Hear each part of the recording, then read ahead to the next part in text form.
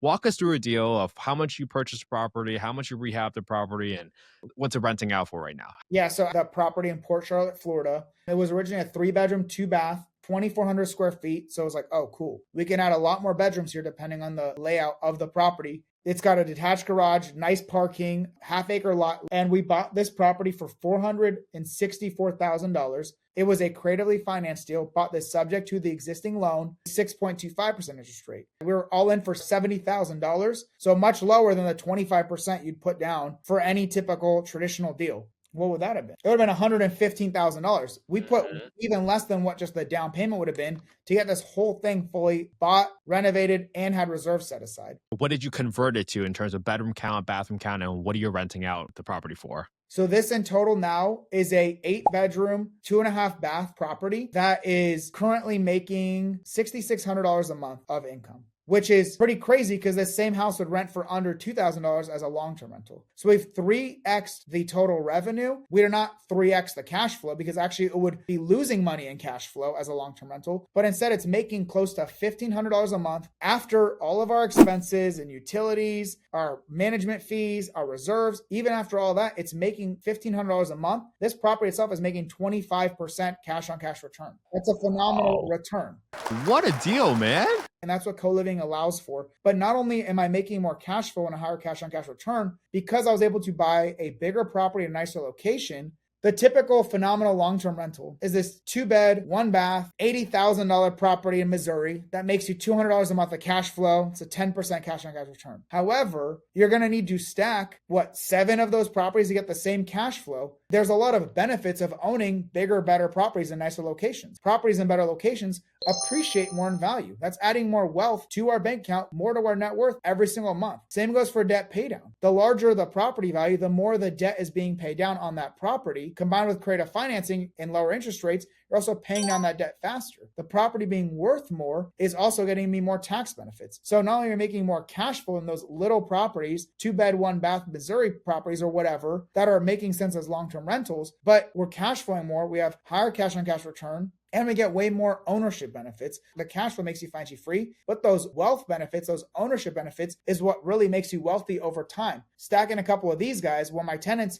I could tell you very specifically, on this one property that makes around $20,000 a year in cash flow, it's also making $13,000, almost $14,000 a year in appreciation, another almost $6,000 in net pay down, and we're getting tax benefits on top of that. So this property that not only is cash flowing more, it also gets these better ownership benefits. The reason why I love co-living is not only I cash flow more, I get better cash on cash return, but I'm also buying bigger properties in better locations that appreciate more, and they're in better areas. So I'm getting better cash flow that makes me financially free more quickly, and I'm getting better ownership benefits that makes me wealthy more quickly. It's the best of both worlds, and it's because we're also providing this solution.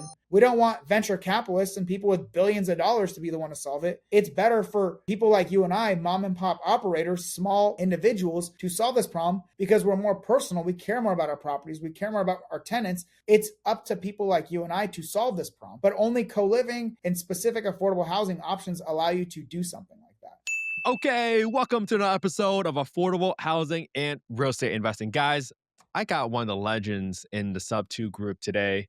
And I first met this guy. We had breakfast at like 6 a.m., just chopping up about real estate. And to watch this guy's journey, the community that he's creating and the deals that he's leading, man, it's been really, really fun to watch his journey. So, Michaelmnat, welcome to the show today. Dude, how you doing today, man? I just see you making so much progress, man. Like, honestly, how you doing? You got so much going on. Yeah, it is funny. I'm glad that you highlighted at the point when you and I met, I was new in the Subto community. At that point, I still had a handful of real estate properties. My goal for joining was how do I scale and take things to the next level. I was still working full time. So was my wife. We were financially free, but not enough in San Diego to make it worthwhile. That's why we had to meet so early before I went into work that day. So that was awesome to connect. That's actually gave me a great flashback. I didn't even know you were going to say that. But to that moment and what I've been able to do in the last 2.5 years to scale from 3 properties to over 20 million. And we'll get really, really in the weeds with that today because I love what I've been able to do, but more so how I can help others do the same thing. So I'm chilling. I'm good. I'm thankful and grateful every single day. That's where I'm at. I just know that you always just have a great heart. I see crowds of people around you at meetups, and I was like, "Yeah, look at Michael taking the reins, just giving value." And I think naturally your energy just attracts so many people into you. So let's start from the beginning a little bit, right? How did you get into the world of real estate even in the beginning? Yeah, this is great. So, like, one thing I'll hit on throughout this is my biggest thing, because I've only bought my first property 5 years ago, started learning 7 years ago. The way that I think about how can I help others is thinking about how can I help them in different levels. How can I help that person who I was 7 years ago when I was just starting to learn and knew I needed to get financially free for my own personal goals, who I was 5 years ago when I bought my first property, and who I was even 2.5, 3 years ago when I started to scale. It's like, I want to be financially free, but I've built this business that I hate being part of because I was doing too much. I was too in the weeds, and kind of what that journey's looked like over the last 3 years. So, who I was 7 years ago when I just started, I was active duty military. At that point, I've always had this burning desire to be financially free. I don't care about fancy watches or cars or anything like that, but raised by a single mom, first generation American who had to work just to barely make ends meet, I knew, to me, I don't think there's anything more important than being a phenomenal and present and supportive husband and father. It's very hard to do that if you are constantly working out of the home and all that stuff. So my wife and I made a commitment. We would not even start a family until we felt really financially secure that one or both of us could be very present in our kids' lives. And that was a huge goal for us. And 7 years ago, as I was investing in the stock market and all that, I realized, okay, this is cool, but I'm gonna have to work 9 to 5, say 50% of my income. So in 40 years, I'll have a couple $1,000,000 to be able to retire. That did not align with my timeline or my goals, right? So then I got interested in real estate investing. I met some young real estate investor I was working at a leasing apartment as a night job, as a side job, in addition to working as a chemical engineer, waiting for my application for the military as an environmental science and engineering officer to get approved. And I met them and I realized, holy, look at what these young people have been able to do. They're basically buying large apartment complexes, renovating them, refinancing their money out, and then just kind of recycling their capital. It was awesome. And I didn't think I'd ever get there, but it was the inspiration that I needed. So when I did get the opportunity to commission in the Army as an officer, in addition to training, working out, all that military stuff, I took the rest of my time completely away from family, friends. Even my wife was not, for all of my 8 months of training. No one was there. It was me. It was military people that I was hanging out with, right? But I took that free time and was dedicated to learning, to reading books, podcasts, playing with spreadsheets, reading through forums, all that stuff so I could learn as much as possible. But that also almost led to my demise before I even started investing in real estate. I don't know if you have anything on that, but I'd be happy to talk about that journey to number one, because that's what changed everything for me. Well, tell us about how you bought that first deal because I just want to understand your mindset because a lot of times people feel so much fear, right? They feel so much fear from like taking that first leap. So tell us about what types of fear, if you had any, for your first deal, and how did you just overcome that? I don't want to get too into like the details, but I think that mindset for the first one is so important. I want to cover that with you. Yeah, for me as an engineer, some like a science person, proof of concept is a huge thing. Well, I don't have proof of concept yet. And there was a lot of hesitation and fear in something known as paralysis by analysis. I started learning in 2018. I didn't even buy my first property until 2020. But I almost never even bought that first property. What I was doing was I was learning and analyzing deals. Like after I got really solid, I was just analyzing and analyzing and analyzing and analyzing. I got crystal clear when the military moved me up to Fairbanks, Alaska. My wife and I were living in a duplex, 2-unit property. We rented it out. We lived upstairs. There was a neighbor downstairs. It hit me, oh my God, this is what we need to do. Leverage my VA loan to buy a small multifamily property known as house hacking, live in a unit and rent out the others. Great. I had a clear buy box. I had a strategy. But then I would analyze and analyze and analyze and analyze and analyze. And I was stuck in analysis. So the first thing that I did once I realized this is a huge issue was I went to a local real estate investor meetup. In Fairbanks, it was like 10 people. There was only so many people, but that was the proof of concept I needed to realize, holy crap. In a sense, I was frustrated at that moment. I was frustrated at myself when I realized I was analyzing all these deals, but the people around me were the one buying those exact same deals. And it wasn't their fault. They were doing the right things. It's my fault because I stopped that analysis. But if I wanted to be financially free, I needed cash flow, which came from owning properties, which came from making offers, which started with analysis and generating leads in my buy box. While I was stopping at step 2, what I needed to do was take the next action. But it was so hard because it was something unknown to me. I didn't know what was going to look like once I made the offer and what was going to happen afterwards. I was truly stuck in this fear of what would be next because I never did it. I didn't know. I understood the theory, but I've never done it. So it kind of froze me. But then I just gave myself an ultimatum. I'm spending all this time and energy analyzing deals. Either I was going to make an offer on the next deal that made sense, or I was going to stop pretending to be a real estate investor. And that's exactly what I did. Oh, I just had to force myself essentially that first time. The numbers made sense on paper, but until I forced myself and said, either you're going to stop playing or you're going to actually do the thing, which is the next step is making an offer, that's when I would start becoming a real estate investor. And that's what I did, got that property under contract. And that was all I needed to just continue going down this path. Because at that point, made that offer, ran through due diligence, wasn't that crazy, had a support of other investors, had a support of my real estate agent who was more investor friendly, more investor minded. And once we bought the property, lived in one unit, rented out the other, there was nothing else to it. Everything else that I'd have to figure out, I figured I would learn it as I went because there was no way I was going to know everything. There's just no way. It's impossible. And every time it's different. So I had to just do the thing and move one step at a time. And I needed that. That first property changed everything for me. And connecting with people who were doing the thing was what opened up my doors way more than any books or analysis or anything like that. Even with 10 people in a room, that's what changed it for Oh, me. good. Dude, that's so good. I hope someone rewinds that because I love the fact that you gave yourself an ultimatum. Like you had to make a choice. And you gave yourself an ultimatum with the right parameters. I think that's what's really key and what's really important because you've done the work. You've been analyzing deals. And Right. I think for people that are just starting to learn, I listened to a bunch of podcasts in the beginning, and then I read a bunch of books, and then I did a bunch of analysis. But until you actually get into the deal, you actually don't know what's going to happen and what's going to go wrong because usually something goes wrong in every single deal. Not all of them goes 100% on time, 100% on budget. So I love that little tip that you got. So that got you to the first deal.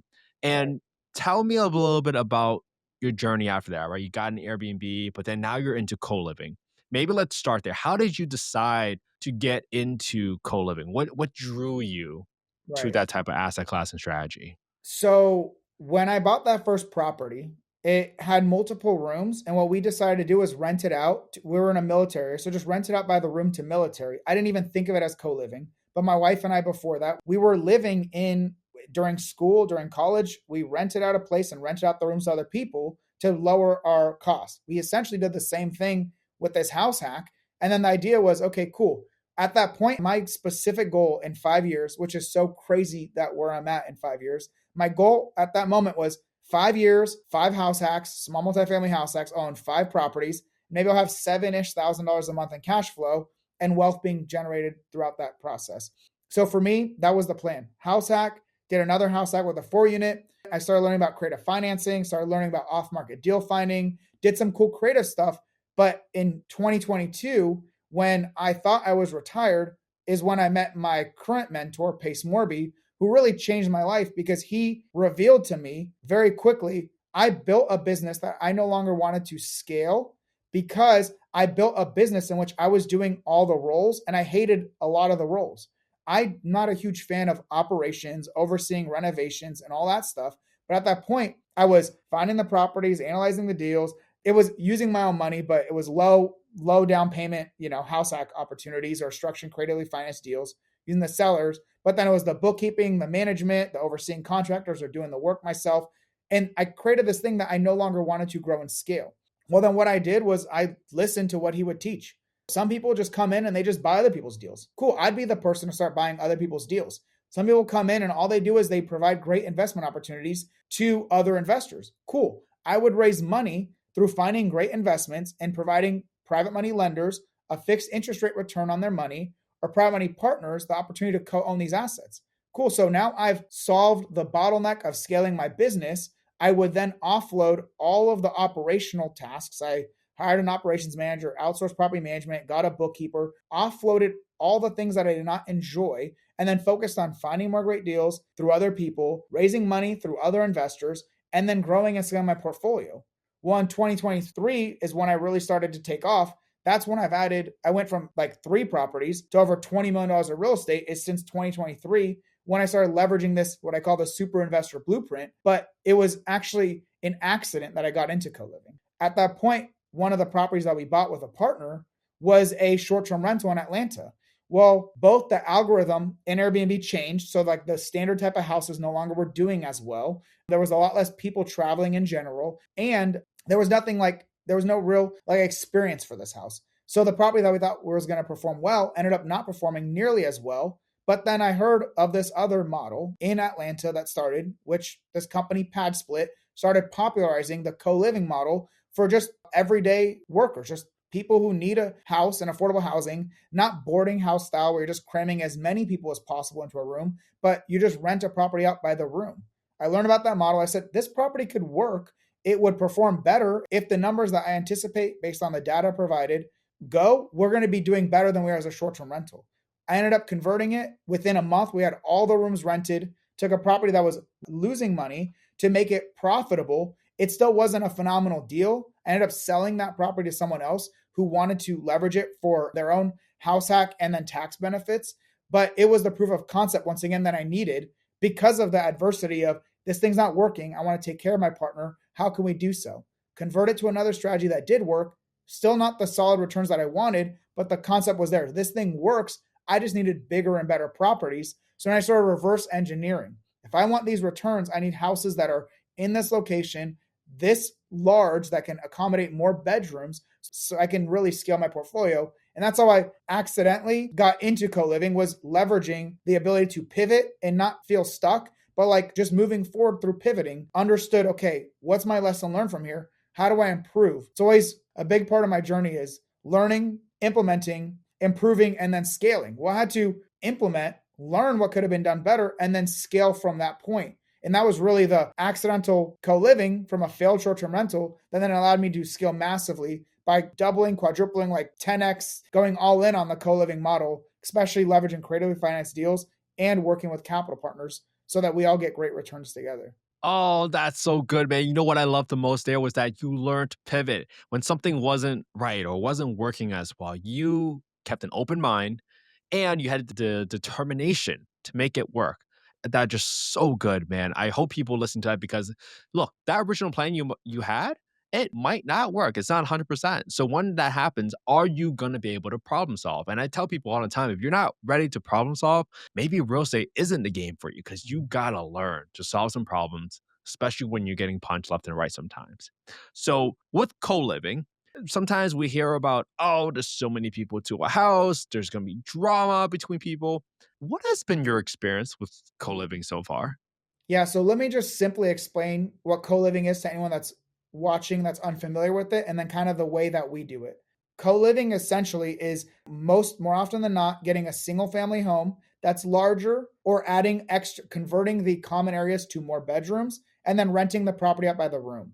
There are like niche versions of it, like sober living homes, which are like recovery homes, whatever, assisted living homes. And then there's the model that I do, which is I primarily rent out to young working professionals, typically people who are either just coming out of school or they want to live in a bigger, better house that they would not be able to afford individually, or just that workforce, like 50% of people making under $75,000 a year are spending at least a third of their income on housing. And 50% of those guys are spending over 50%. So anyone who's making 20 to 30 to $35 an hour is spending at least a third of their income on housing and utilities. Well, there's a lot of people that teachers, we have a lot of airline staff, we have like contractors, we have like security guards, just people who work and serve in these communities. They cannot afford a 1 bedroom or studio, or if they do, they're spending a huge portion of their income on that house. So a lot of those people are really, they just need a good, safe, clean place to stay. And they're not really there to interact or like to hang out with their roommates. Like a lot of us understand living with roommates. Sometimes you choose the people you're going to live with and you're going to make it a fun, enjoyable, like the college style version that we did. Or and there's others that just need a clean, safe place to stay at night. And they don't really care about the common area so much. They're going to keep to themselves. They eat out. They just want to save money so they can actually enjoy their life. Otherwise, they're working all day, every day to then just be able to afford to pay rent so they can sleep and then work like it doesn't make sense. We help break that cycle for them so they can now take their money, go to more concerts, travel, eat out more, enjoy the fruits of their labor because the housing is not a huge thing for them at that point.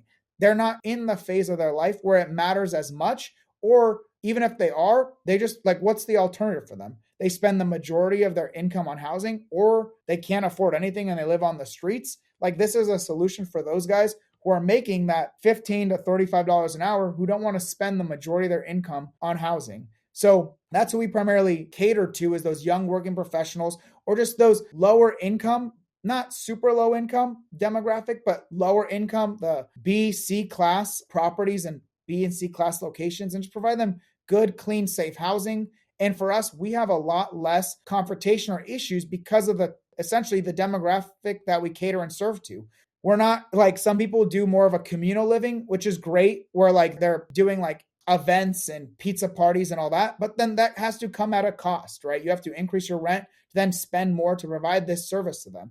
That's great, but the people, like I remember as an employee, when they would host a pizza party, I'm thinking, damn, I would have rather had a bonus, I'd rather have more money to do what I want with it than for you to choose how it's going to be spent. And that's how I think about it too. Rather give them lower cost housing and say, hey, you do whatever you want with your money. You're an adult. And because we treat them like adults, we provide them good, clean housing, they take care of the housing, and they treat each other like adults. So that's a big thing of like the way that we do it and why we're able to minimize conflict. Is that Okay. always the case? No, they're adults, they're people. Things happen, different personalities. It's a diverse group of people. But for the most part, people are just there to enjoy the housing. They don't really care about each other very much. They're just there to go do their thing. If they want to make friends, great, do so.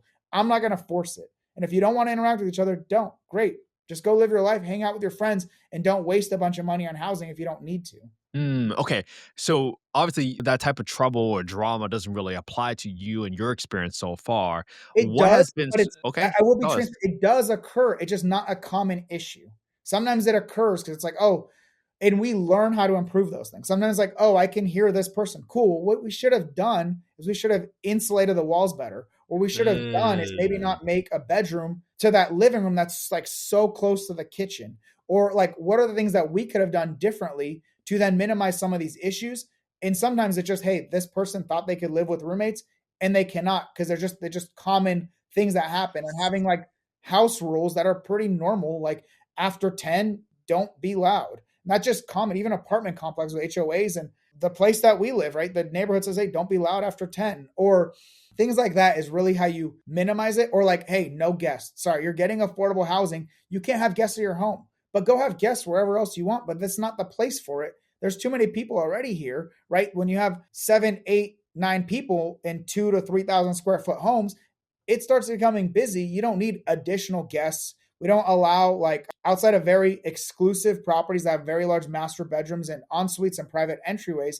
We don't want couples in there. We don't want people fighting, and that just leads to more potential issues. We make sure that there's enough parking. So we do what we can as owners to then minimize the risk of those kinds of issues. What are the common issues? We try to minimize that. But people are people, and sometimes there's issues. You just have them figured out as adults, or you step in if necessary, but it really hasn't been necessary for us. And we're fortunate for it because I think we provide good housing and we treat people like adults and they behave accordingly. And how are you marketing to these folks right now for tenants for co-living specifically? Are you just relying on Padsplit or are you marketing to certain sites, student boards, job boards? What does that look like? How are you finding your tenants? Absolutely. So it depends. So when we started with Padsplit in 2023, they were in Atlanta. That's their original market, and they crushed it there. However, they did not operate in a lot of markets at that point. Seeing what they've been able to do now in the last 2 years has been incredible. Their journey to 20,000 co-living units took like, I think, a decade. And I'm pretty sure they're going to get like each additional 20,000 year over year. It's going to continue growing. In my opinion, we're still like in the absolute start of this co-living model. It's a great opportunity for a lot of people to hop in now before it becomes too late. It's like, I talk to people, it's like, hey, I wish I got into Bitcoin in 2017, right? Like that's when things just started exploding and became popularized enough. You could have made a bunch more money from 2010 to 2015, but it was not very popular. There was not a lot of data around Bitcoin then, right? It's like, I don't know, I'm taking a lot of risk. We're in that point where there's enough results and the risk is minimized where people can really scale with this model. And so, yes, we use some pad split, and then we have properties that are not in pad split, depending on the markets they operate in. Some of them, like I have a couple examples we can talk about. Some of them are non-pad split markets at the time, and now they are pad split markets. Well, we've already gotten really good at listing independently through a variety of platforms. We don't need to convert it to the pad split model. But those that pad split dominates, Atlanta, it's all on pad split for us because that's where pad split is great. And there's other markets where they're really phenomenal, and we leverage that. We leverage their platform. So it really just depends. The non-negotiable for me is if there is data available from Padsplit, I'm always leveraging that because there is no better source of co-living or rent by the room data than there is on the Padsplit platform. Love that. Well, give us some examples of the markets that you're doing co-living, but not using Padsplit. Where are you Yeah. advertising for those young professionals as an example? Like where or like the location or what platforms? Tell us the geographic location or the Mhm. market, and also where are you marketing in that market? So, like for example, a property I have in Savannah, Georgia, or Clarksville, Tennessee, or Port Charlotte, Florida. Like these are different co-living properties, not on the Padsplit platform. We are primarily leveraging things like Turbo Tenant, which then puts it in like dozens of different places. So Oh, think of wow. like Zillow. Zillow now allows you to rent by the room. Furnish Finder, we list it by the room. You can list it on like Airbnb and other platforms like that as well by the room, right? So there's a variety of options. But if you just go to like Turbo Tenant, you could see the dozen plus places that listed on like Atrulia and apartments.com, like all of these various locations all at once. There's other platforms dedicated to rent by the room like Rentalios. And like I have a whole SOP around this thing that my asset manager and now my VAs leverage when they're listing these properties. However, the majority is going to come from Furnish Finder, Airbnb, Zillow, apartments.com, all those areas. And like you can basically get the majority of those through what we use, which is Turbo Tenant. Okay, so this is gonna be a great lead-in question. How do you get comfort around the numbers that you are using to analyze those deals, especially when they're in a market that isn't as big as PadSplit, right? Mhm. So how are you getting that level of comfort with the data that supports your rental assumptions in those markets? How are you doing that research?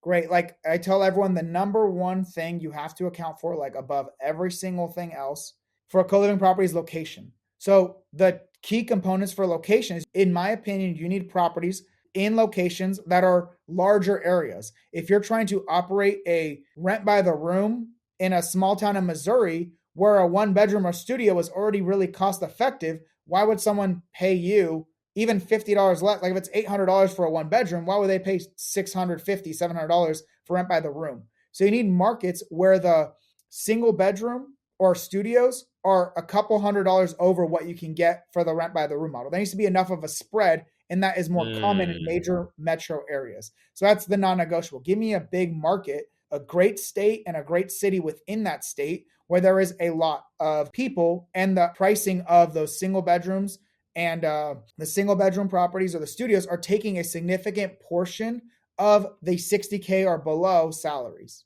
Does that make sense? So if it's 60K a year, that's around 5,000, or that's $5,000 a month of salary. Well, if the average one bedroom is around $1,500, and that's 60K is before taxes, right? So when they get that 5,000, they're getting significantly, they're getting 3 to 4,000, somewhere in that range, depending on their tax bracket, like, or depending on like their deductions and all that stuff. So where am I getting one bedroom properties, studios that are at least 1,200, 1,300, 1,400, $1,500 or more? I'm comparing the A is a big market where it makes sense for the rent by the room model. And then I'm comparing that salary range that I told you, right? 30% of people making less than $75,000 are dedicating the at least a third, if not 50% or more of their income towards housing.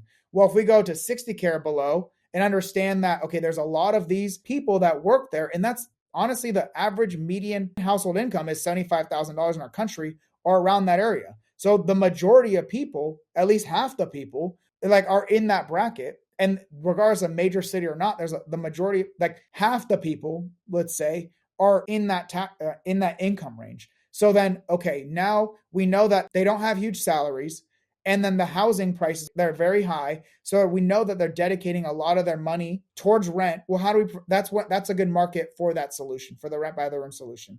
So it's both large areas and those areas that have a lot of salaries under 75K, ideally 60K or lower, right? That 30K to 65K is kind of our main range. Even 40K to 65K is that main range. We have some properties that they are like really nice short-term rentals that have been converted to rent by the room. That's a very different demographic, but the majority of our young workforce housing is 40 to 60K salary. And we know that the average or the median one bedroom or studio is like 1,200 or more. I guess that's like some of the tips. If you want way more, I provide it all on my YouTube and all that. But like to go into what that actually looks like, how to gather that information, right? It's a lot of words to say, but you want places that there's a lot of people, and understanding that the majority of people, at least half the people, are making less than 60K, 75K, 60K, and that the pricing of those rent by the single bedrooms or studios are still fairly expensive. They're paying a large portion of their income towards rent. Yes. All right. That was such a good clip for not only learn how to underwrite, but also how to pick a market. Like that was a 2 for 1, man. Dude, so good. All right.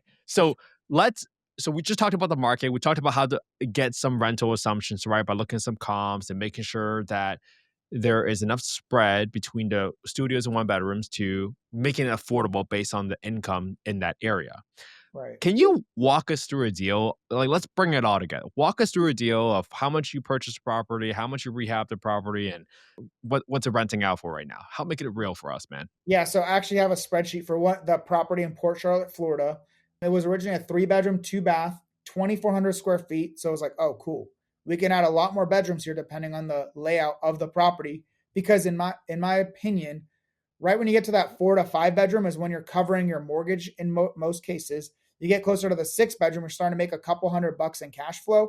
It's that 7, 8, or 9 where you're making that $1,000 to $2,000 a month of cash flow, which is what we're looking for per property, right? It's not just the cash flow, it's also the cash on cash return, depending on how much you have to invest.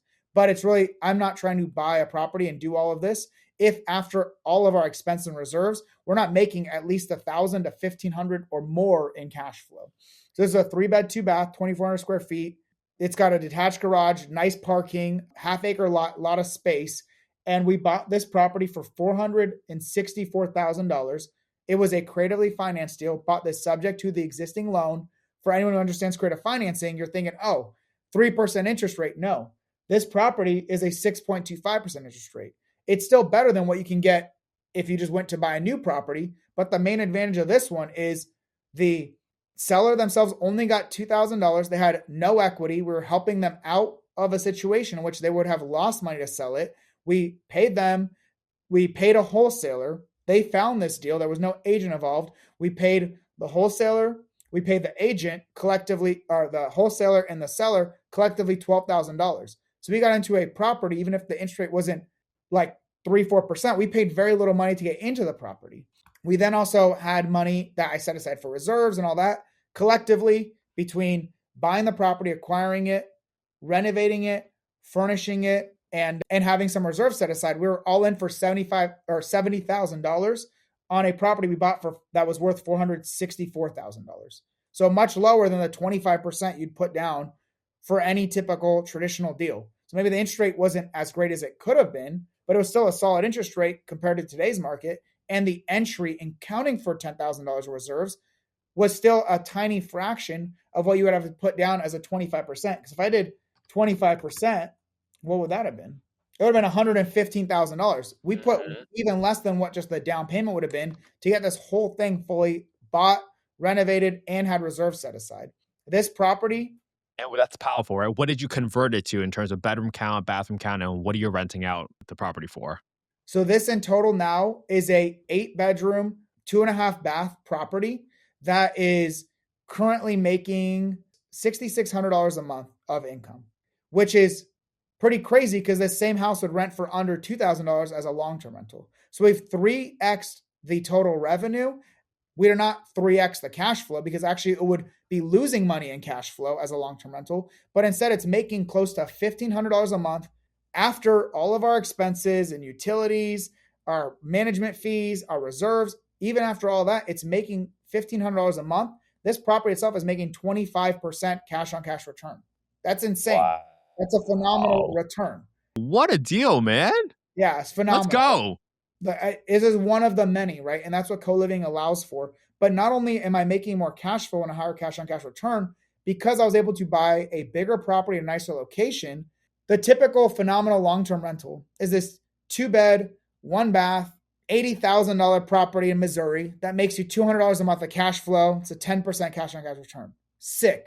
Awesome. Good for you. I love that.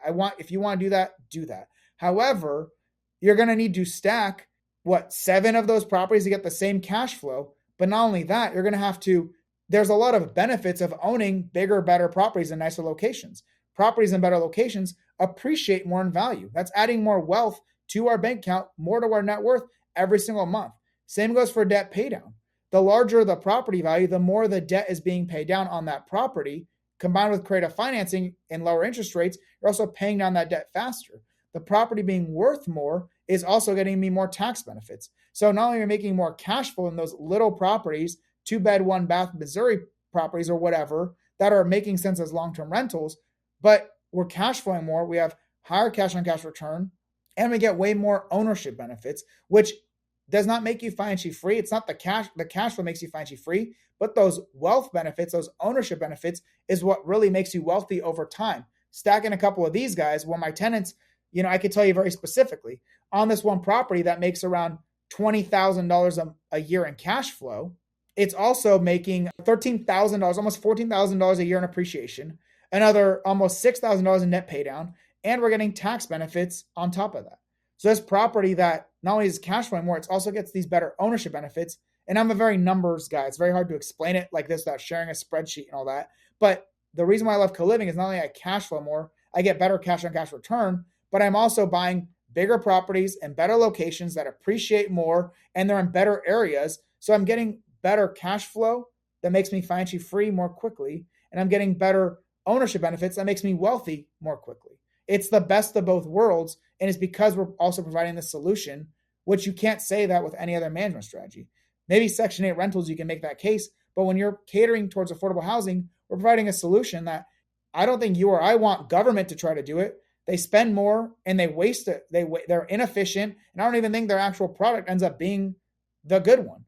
We don't want venture capitalists and people with billions of dollars to be the one to solve it. It's better for people like you and I, mom and pop operators, small individuals, to solve this problem because we're more personal. We care more about our properties. We care more about our tenants. We are doing things that are in the benefit of those that live there. And we don't do it as a race to the bottom as venture capitalists do it. We don't do it as inefficiently as government, which means they can't do it as well or as much. It's up to people like you and I to solve this problem. But only co-living and specific affordable housing options allow you to do something. Where I can't say that with my short-term rentals. You and I both as short-term rental owners, I know exactly what that's doing. It's not that it's helping people who have been priced out of their area to be able to afford housing.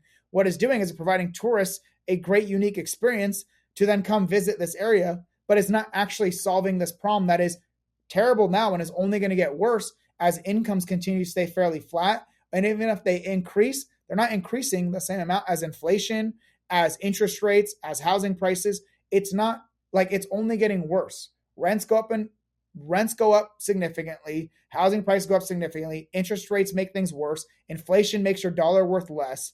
And income is not increasing the way that it should. So the problem that we have now is only going to get worse. It's great that we get to solve this problem and then get phenomenal returns as investors.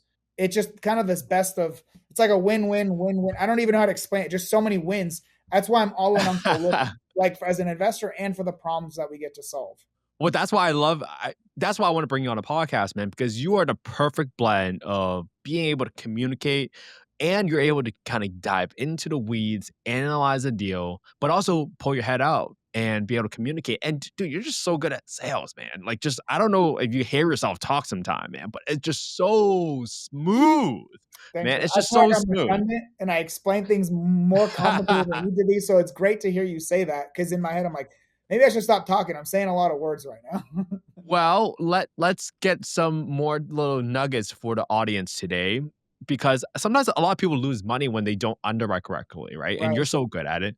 What are you seeing in terms of reserves? How much money should people be putting aside for reserves, for utilities, and just what Yeah. how about those two items? Like what should what should people be setting aside for their co-living properties? Yeah, so there's reserves up front that we set aside when I'm raising money. If you're using your own money, just expect things to go wrong and it's going to cost you more than you expected for the majority. It'll take longer to rent out, whatever. Make that assumption, because if it doesn't, great, you get better returns. I'd rather have better returns by overestimating than the opposite, have worse returns because I underestimated. So reserves up front, I like to have at least 3 months of carrying costs. So what it's going to cost me to cover the mortgage, the debt, the utilities, all that stuff, I want to have at least 3 months of runway to rent out my property, get everything done, right? If it's a major renovation, right, you account for that period of time. But then once it's operational, I still want 3 months to get the property finalized and furnishing, get the property rented out. On average, we fill up a whole house in less than 30 days. I still want to account for a couple months of reserves up front. If we do better, great. We have more reserves for this property. Excellent. We're talking about reserves in the sense of when people are analyzing a deal. The typical model for a long-term rental is you take 10% of the long-term rental income and you account for 5% towards maintenance, 5% towards capital expenditures. Maintenance is like, I got to change out light bulbs, I got to snake the plumbing, that someone messed up the toilet, whatever. And then capital expenditures, I'm going to have to replace the roof, I have to paint walls like substantially, I'm going to have to do these bigger, replace appliances, those kinds of things. Well, that 10% is very excessive when it comes to a co-living rental. The percentage I like to work with is around 6% for maintenance and capex, because regardless if it's a long-term rental or a rent by the room, the roof is the roof. Maybe the appliances get a little bit more wear and tear and there's more maintenance, and that's accounted for because I'm making 3 to 5 times the revenue, at least 2 times the revenue. That percentage, even though it's a lower percentage, that dollar amount is always higher. The property that is 10% of 2,000 is $200 a month for reserves. My 6% of the 6655 is $400. So it's a lower percentage, but it's more money set aside because I know there's going to be more wear and tear than a long-term tenant. Although I will say, having a property that is already furnished, there is less wear and tear and like moving things around and, damaging walls and damaging flooring, because like a big issue is that turnover period where people are moving stuff in, moving stuff out. A lot of damage tends to happen right in that period, right up front. So when we're talking about upfront, About utilities. How about huh? utility expenses? How about utility Utilities are going to expenses? vary depending on your market, depending on the number of the number of tenants, all that stuff. As a rule of thumb, I don't like to account for any less than $500, if not $600 or more. I really break that out in my spreadsheet. I have a completely free spreadsheet that wants to grab it that will allow you to analyze long-term rentals, mid-term rentals, short-term rentals, and of course co-living with some preset numbers in there to give you a solid idea of what that looks like. If you want to grab a Do you want to copy of plug that, that website of your calculator right now? yeah, I mean, just go on my Instagram at Michaelmnat, right? Michaelmnat, MNAT, and I have everything in the links in my bio. Just go in there. It's in my free Wealth Through Real Estate school community. You sign up. We have over 1,250 members, actual investors looking. Like I said, the thing that changed everything for me was being in a community of people doing the thing. Great. I've created an online community for people trying to do the thing, especially in the buy and hold world or things that are tangential to buy and hold. You can be a wholesaler in there and sell deals. You can be a lender in there and provide capital investment opportunities. This is primarily for those that want to build wealth through real estate, and wealth comes from ownership. Whether you're just starting out and you want to bird dog or provide value to buyers, or you are an actual buyer looking to grow and scale, that is the place for you to start, in my opinion. I provide lots of trainings, tools, and resources. It's all in Wealth Through Real Estate, my free school community. All my links are in my Instagram at Michaelmnat, Michaelmnat. All right, guys, make sure you guys follow him. Make sure you guys get these free tools and tips from Michael because, dude, this guy knows what he's doing. He spent 2 years analyzing deals before he bought his first one, right? So this guy knows what he's doing. That's why I wanted to bring him on. And well, Michael, I got maybe I want probably ask you like 2 more questions so that we can kind of wrap this up because I want to bring you back on eventually based on if we get any feedback from people. But how are you raising capital? I see you using fractional right now. Do you like the platform? When you use it, give some tips to the folks out there right now that are looking to raise capital. Right. So I raise capital through people like you, people like me, people who primarily have some money they set aside. And then I have 2 main categories. There are private money lenders and private money partners. Private money lenders are people that give me, let's say, $100,000 for a fixed interest rate return. They lend me $100,000 for 12% interest. I pay them the interest, and in a year, 5 years, whatever the balloon date is, they get all their principal back. They get the $100,000 back plus all the interest along the way. Those guys are strictly looking to lend to earn a specific return on their money without any variability or volatility. Very cool. Love that model. We do a lot of that. I also have private money partners who are lending, but what really they're doing is buying into ownership of that property. We find the deal, we operate it, they fund it, and now we actually co-own the property. They're not just getting earnings from the cash flow, they also, as an owner, get benefits of appreciation, of the debt paydown, of the tax benefits. And we have this third category that I say, whether they're lending as a PML or PMP, people who are lending to learn along the journey as well. They want to do what I'm doing. The best way to do what someone's doing, if you already have money, is to co-own these assets with them, not only get all these ownership benefits and cash flow, but also learn the process as being an owner of one of these assets. I primarily do most of my capital raising through individual private money lenders and private money partners.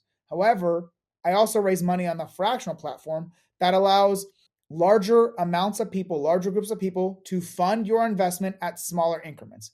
For example, I can, let's say, raise $500,000 from people who are able to invest as little as $5,000. So they get the ownership benefits for as little as $5,000. Obviously, it's proportional to the amount that they invest, right? You invest less, you get less returns, same percentage, but just a smaller dollar amount, right? As opposed to a person who's investing this deal $70,000 outright, or $100,000 or $130,000, depending on the property. But the benefit of fractional is it makes it easier for me to raise large amounts of capital, but more so, it allows more people to partner with me, those especially that are looking to lend, to learn. Because if you're investing $5,000, even if you double, triple your money, great.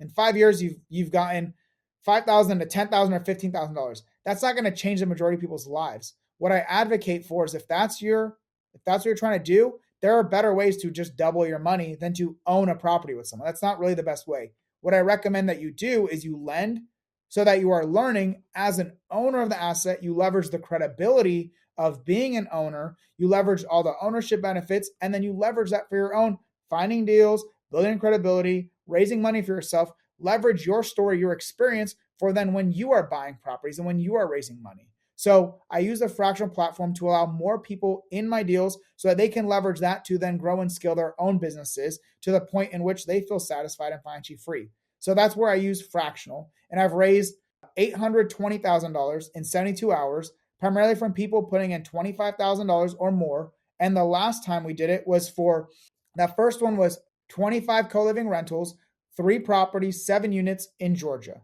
The last one we just did was $450,000, roughly it's like 445 or $450,000 for 30 co-living rooms in 4 properties in Texas. And between those two, and we allowed as little as $5,000 entry for people to join that deal, because the first time I was concerned with the more people, the more work, but that's not really how it panned out, because that's what we're paying fractional to do. They're the ones collecting the income. We make updates. Doesn't matter if I'm updating one person or 100 people. It's the same update for everyone. And I do my best to then provide them really good, like, here's the listing, here's the photos, here's a 3D layout, here's like a lot of B-roll, here's a lot of like content for you to use in your own journey, your own social media, your own capitalism, your own Yes. deal flow. I want them to leverage everything and learn and empower them and provide them the tools so they can do so. And collectively, I've raised over $1.2 million from over 100 Let's people on go. that platform itself. However, I've raised over $5 million to build my whole portfolio, and that primarily comes from individuals, but I also allow opportunities for people to come in and own together so they can leverage that for their own journey and allow more people in the fold. I just want to be an example and help people as much as I can. That's why, yes, I have a paid community, super investors, very niche community. Well, not niche, but it's people who already have properties who are looking to scale now. Whether it's just a property or two, but they want to scale with more advanced strategies, that's my only paid community that I have.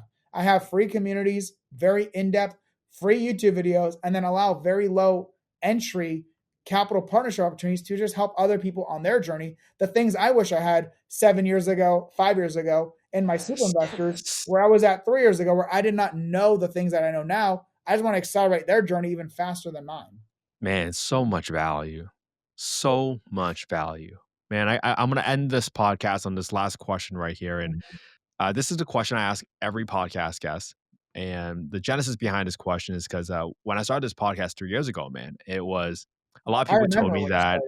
Crazy to think where you're at with the podcast. right? People told me it wasn't possible, but I always knew that when I bring on great people like yourself onto the podcast and they share another piece of the puzzle, we'll eventually solve it. We'll solve affordable housing. So, Michael, in your opinion, why do you think affordable housing, particularly the lack of supply of affordable housing, has just like been so hard to solve for? What are your thoughts?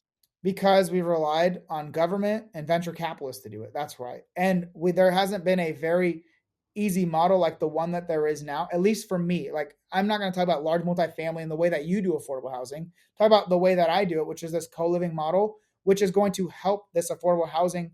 I mean, there's a lot of variables, right? Number one being if we just allowed more people to build more property, we would have more Mhm. property, there'd be more supply, and then we'd meet supply and demand. But that's like a huge thing, especially you and I as Californians. We understand that better than anyone. There's a literal intentional bottleneck of housing. I get like, I come, when I visit Europe and all that, I see how they solve it, right? I love to have my own space and all that, but they just pack a lot more people into apartment complexes and all that.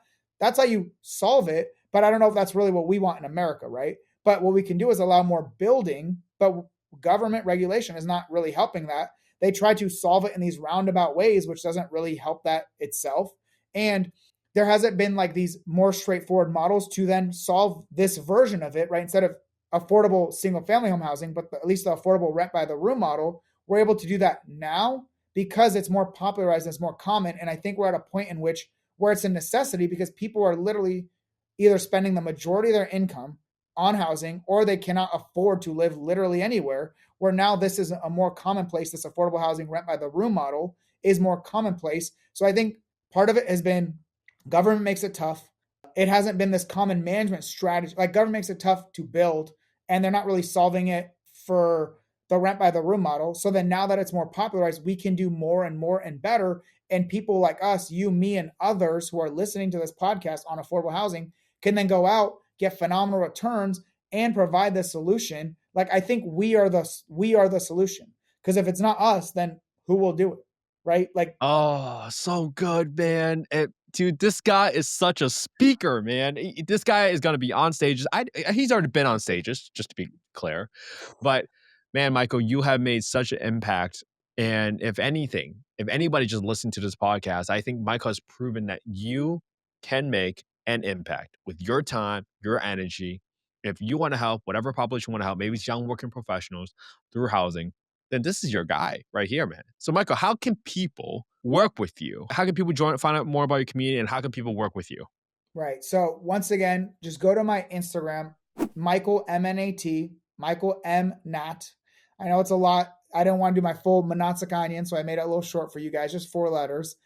In there, there's links to my free wealth, the real estate school community. There's my super investor. If you're someone who's looking to scale your portfolio, incorporate creative finance deals, capital raising, and co living into your portfolio, and you want literally the blueprint, the shortcut, everything I wish I knew that I've been building and iterating and improving the last couple of years, that's what Super Investors is for. If you want to be a fractional partner with me or partner on deals and provide much more than just fractional ownership, you want to own a larger piece of the pie, or you want to be a fractional partner, there's links for that. I provide so many like detailed, transparent trainings and live weekly office hours on my YouTube. And another thing that I'm doing this month, if this is airing in real time, in the month of June, I'm doing 4 webinars focused on 4 key pillars, which are financial freedom through real estate, my journey, and how you can do the same. That is Thursday, July 12th, 5 p.m. PST. You can register for that in my Instagram. Then I'm doing how to analyze deals, especially the co-living model, what makes a good co-living deal, how to analyze those. Then I'm doing how to consistently find creatively financed deals and raise money for those deals. And then really diving deep into my super investor cheat code. Be so much value through that. And I want to help you guys out any way I can. So stay connected with me. I've got plenty of ways for you to do so. At minimum, join my free Wealth to Real Estate School community so that you can benefit from the free trainings, courses, tools, and resources that I provide, as well as a community of other real estate investors if your goal is to buy properties and become financially free and wealthy. It's up to you. Dude, way to go, man. You're just freaking fire, man. This has been so fun, dude. I cannot wait to bring you back onto the podcast, man. But hey, I appreciate you so much. Thank you so much for caring about affordable housing, man. But without people like you, I would have never had the home I grew up in, bro. So I appreciate you. You have such a great heart, and I love following your journey. You're freaking crushing it. I'm just so happy for you and your family, man, and just so freaking proud of you, dude. You're just killing it. And I love watching your journey. So don't you ever stop, man. Thank you, brother. I appreciate you so much. Thank you. And thank you for being an example and highlighting other people on a solution that is so needed in our country. You and we are out.